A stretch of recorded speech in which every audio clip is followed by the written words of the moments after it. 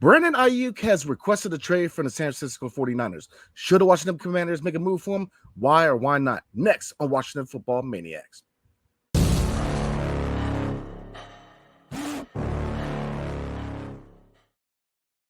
What's up, everybody? It's your boy Brandon Scott again. Definitely, if you're a new viewer of this channel, definitely consider subscribing. We have a lot of good content coming your way. Getting closer to training camp and the regular season is definitely getting closer to football time. So definitely should strongly consider becoming a member of the Washington Football Maniacs, because we just ain't right over here. We just a little bit crazy over here. But like I said, we have a lot of good content coming your way. So the big news today is Brandon Aiyuk has formally requested a trade from the San Francisco 49ers. Obviously, there's a link between him and Jaden Daniels. Should the Washington Commanders consider making a move for him? Why or why not? And what kind of package could the Commanders give to San Francisco to kind of entice them to bring over Brandon Aiyuk to this receiving core? So let's get into it. Brandon Aiyuk has formally requested a trade from the San Francisco 49ers.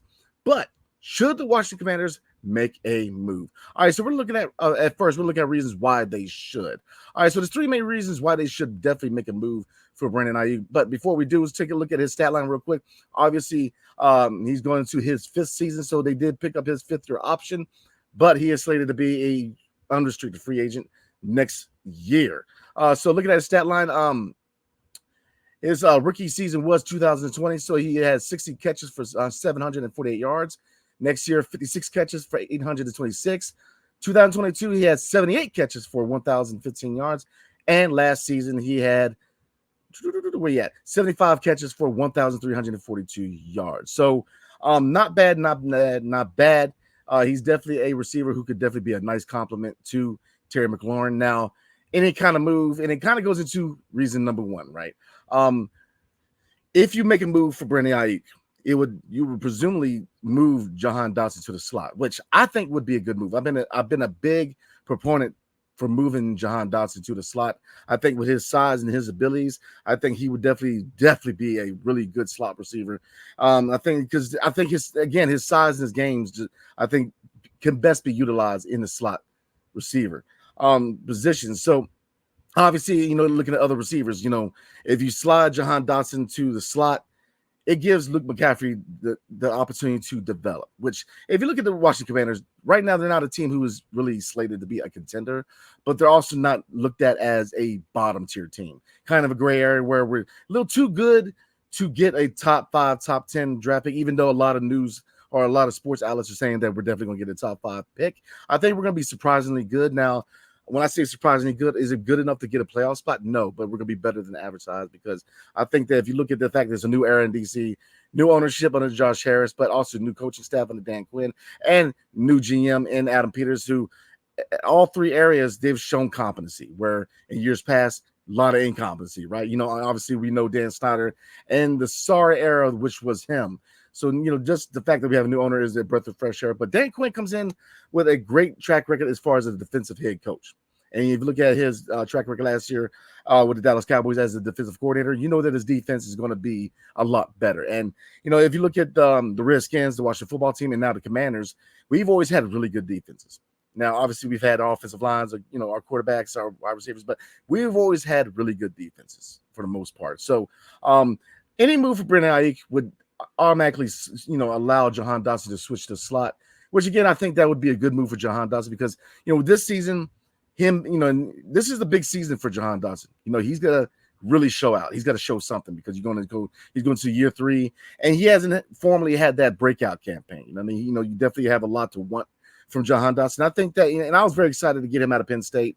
I think he hasn't been he hasn't been what we wanted him to be, opposite Terry McLaurin, but he hasn't been a complete trash either. You see the potential. I'm a big fan of Jahan Dotson, but for him to formally be that number 2, the guy to complement Terry McLaurin, we got to see a breakout campaign this season. So, I think that long term, I like to see him in the slot if we go out and get a receiver like a Brandon Aiyuk or another receiver to go opposite of Terry McLaurin, because the biggest thing is taking pressure off of Terry McLaurin. Right? Terry McLaurin. So, that's the biggest thing. Take pressure off of Scary Terry. So Brandon Aiyuk would be a good compliment to Terry McLaurin. I can't talk today, y'all. So Terry McLaurin, man, definitely needs a guy opposite him with some size, some physicality. But again, A move for Brandon Aiyuk would send Jahan Dotson to the slot, which I think would not be a bad deal, in my opinion. All right, number two would make the wide receiver core a definite top 10. Oh, man. You add Brandon Aiyuk to Terry McLaurin, Jahan Dotson, Luke McCaffrey, you got Pringle, you got Jamison Crowder, you got De'Ami Brown. The receiver core is not that bad. Obviously, Terry McLaurin has shown that he is a true number one. Now, obviously, kind of like Jahan Dotson, you want to see him make that form of breakout campaign where you want to see him around 1,500 yards. You definitely want to see him really put a stamp on being the number one. You definitely want to see that. And I say breakout. He is obviously solidifying himself as number one, but as far as where he is, as far as league wide, put the league on notice and say, look, I'm a true number one. I'm here to stay. And I'm definitely going to be that guy for Jaden Daniels going forward. So he would definitely, Brandon Aiyuk would definitely make this a top 10 wide receiver core. Obviously, because again, if you look at his stats, he hasn't hit 100 receiving receptions yet, but last year 1,300 yards. So definitely, if you look at the yards, it's definitely in the area where you want to see Terry McLaurin, man, because Terry McLaurin has always been around the 1,000 yard mark. He hasn't formally had that breakout campaign as far as being, a top 10, top 15 receiver, in my opinion. Because we're going to take a look at Scary Terry's stat line real quick, and 5 years. The most receiving yards he had was the 2022 season where he got 1,191. So, like I said, he hovers around 1,100. Because if you look at 2019, his rookie year, he got 919 yards and 58 receptions. 2020, he got 87 receptions, which is actually his career high, 1,118 yards. 2021, 77 receptions, and the same thing in 2022, 77 receptions, and then last year, 79 receptions for 1,002 yards. So I definitely want to see closer to a 1,300 to maybe a 1,500 yard season for Terry McLaurin. Reason number three, more weapons eases the growing pains for JD. Now, Jaden Daniels, obviously, look, we know that we finally found our franchise quarterback. Hate or love the move. There's some people that wanted Drake May. There's other people that maybe wanted another quarterback. But you looking at Jaden Daniels, this is a generational talent, man. Obviously, he is definitely the franchise quarterback, hopefully for the next 10 years plus. But he's going to have growing pains. He's a rookie. Now playing in the SEC, playing for LSU gives him a leg up as far as development because the SEC is one of those conferences in football, man, where you guys come out very pro ready. If you look at it, not only Alabama and LSU, but a lot of schools in the SEC are turning out guys who are able to have a quick transition in the NFL and play at a high level. So I think that he will acclimate very quickly, but he's going to have his growing pains because he's still a rookie and he's still going to acclimate to the speed of the NFL. And I think, and again, playing at LSU, playing at SEC gives him a leg up. But definitely, he's going to help with the growing pains because, look, you add Brandon Aiyuk to, again, Terry McLaurin, Jahan Dotson, Luke McCaffrey, but not only that, but, Austin Eckler and Brian Robinson as far as and Chris Rodriguez, which is a guy that we really don't talk a lot about. And then, the rookie tight end, we got Sanat. The list goes on. There's a lot of weapons on the offense. Now, obviously, the biggest thing about the offense is what the O-line. And that's the biggest things that you can have a lot of weapons. But if you don't have the time to throw the ball or get the ball out, right now the O-line is still in development. Brandon Coleman, can he be that guy left tackle? Or will he eventually become a left guard? Obviously we made really good additions, especially at the center position. Sam Cosmi continues to be a really, really good part of the O-line. I think he is definitely a Pro Bowl talent.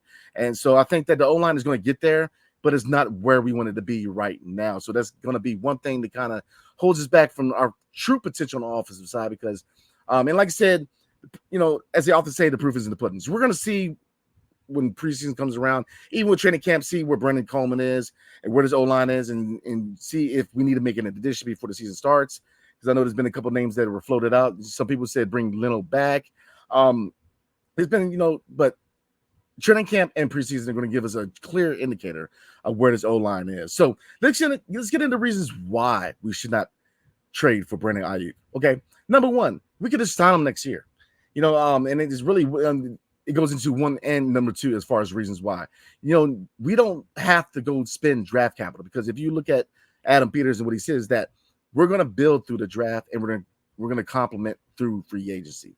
And why spend the draft capital for a guy that we could turn around to sign him outright next year? That's the biggest thing, because we're going to get into a potential deal. But why spend the draft capital when you can just turn around and sign him next year?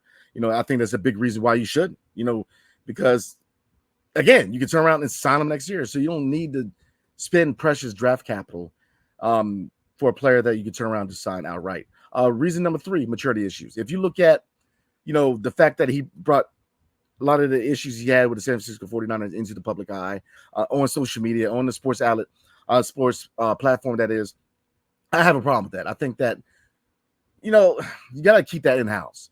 If you're dissatisfied with your contract or your where you are as far as the offense, that's one thing. I get that. But to trash the organization in the public sense, I think that is immature. And I think that it's one of those things where it's like, if he's doing it over there, if he's unhappy over here, is he going to do the same thing? He could go from being a really nice addition to being a distraction, because, I have an issue with that. You go in public with it, you keep that in the house.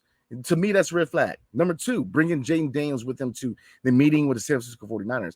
Number 1, Jaden Daniels doesn't have the clout yet. And I love Jaden Daniels. I think he is number 1, a generational talent. Number 2, he's definitely our franchise quarterback. And number 3, he has shown a level of maturity and acting like a grown man. And I think that this